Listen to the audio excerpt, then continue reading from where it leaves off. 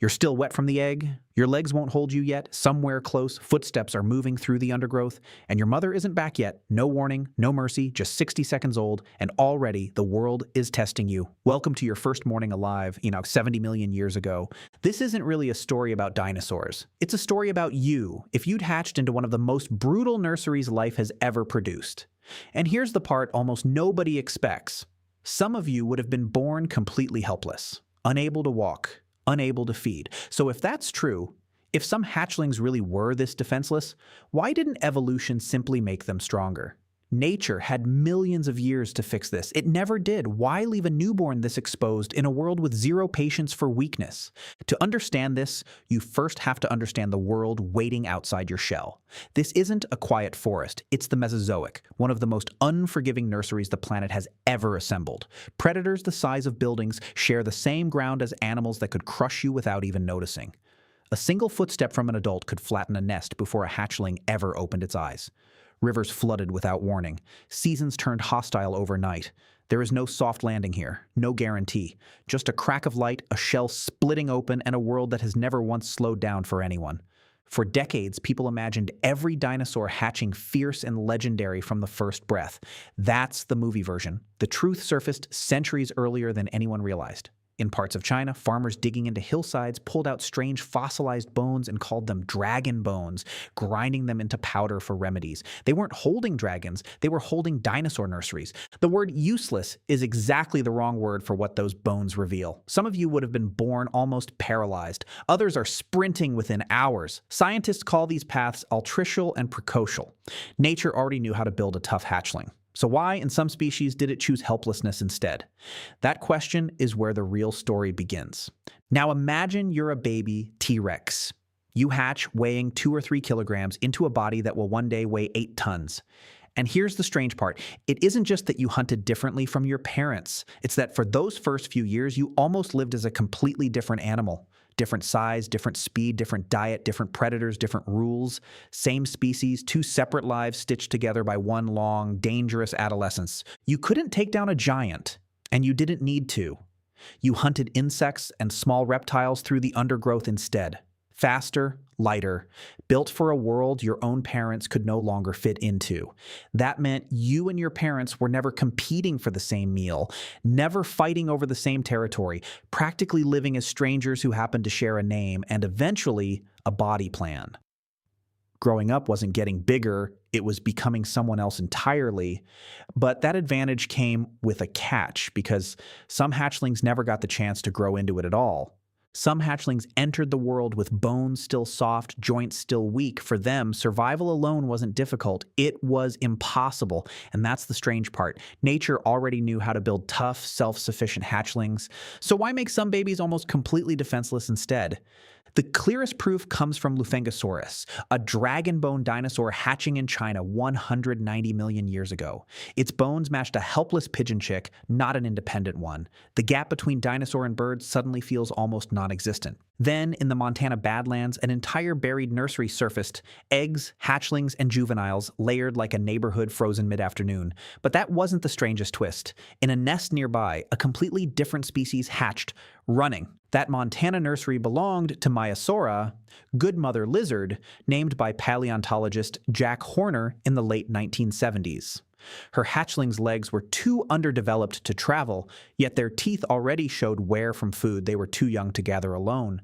Someone had been bringing it to them, trip after trip for weeks on end. Then there's Oviraptor. Early paleontologists found adult skeletons draped over nests and assumed the worst. Thieves caught raiding someone else's eggs frozen mid-crime. Researcher David Verricchio flipped the story entirely. These weren't thieves. They were parents, brooding their own eggs the way a bird broods hers today, and some of them died exactly like that, wings spread over the last thing they ever protected. One fossil, misread for decades, turned out to be a portrait of devotion. Back in your nest, the footsteps outside grow closer, then fade. Somewhere above you, a shape moves against the light. You don't yet know if it's her. That's still the strange part, though. Nature already knew how to build an independent hatchling. So why, in some nests, did it choose helplessness instead? Maybe the answer isn't one strategy at all, but a whole toolbox. Picture two nests from the same era. One is hidden in the forest, guarded, buried under leaf litter.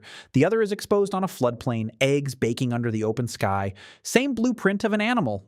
Two different bets on survival. Some species behaved like modern ducklings, mobile, following a parent within hours. Others behaved like songbirds, blind and dependent, waiting with mouths open. Some may have moved in wary bursts like young crocodiles. Fast, built to vanish the second danger arrived. Nature had every blueprint in its toolbox. It simply handed different species different tools for the same job. Even the strong ones weren't safe. Which raises the question again. If helplessness was this costly, why did any species choose it? You were small in a world with no patience for small. One wrong step, one moment caught in the open, and you became someone else's breakfast before you ever had the chance to grow. Predators weren't even the deadliest threat. A single storm could erase a nesting ground overnight. A long drought could starve a colony before the rains returned, turning a season of new life into a season of empty shells. Picture a nesting ground packed with hundreds of eggs, hundreds of cracked shells, and hundreds of first mornings just like yours. By the time the next breeding season arrived, only a handful of those hatchlings would still be alive.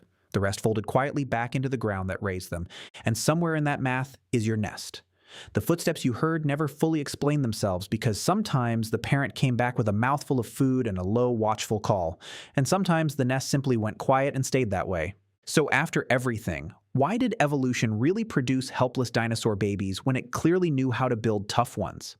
Because useless was never the honest word for it.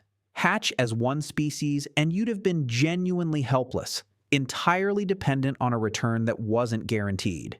Hatch as another, and you'd have been sprinting within hours, trusting your own legs over anyone else's promise. Neither path was weaker.